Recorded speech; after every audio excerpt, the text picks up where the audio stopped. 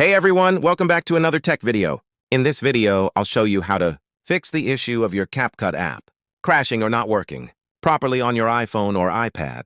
Just follow these simple steps carefully to resolve the problem. First, open your settings and make sure you have a stable Wi-Fi connection. Also, ensure that VPN is disconnected if it's turned on.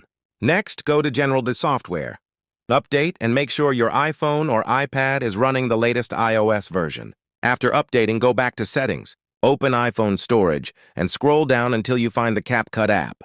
Tap on it. Then select Offload App. This will remove temporary files without deleting your data.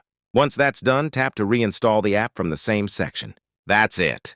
These simple steps should help you fix the crashing issue with the CapCut app on your iPhone or iPad. Thanks for watching, and I will see you soon in the next tutorial video. Take care, bye.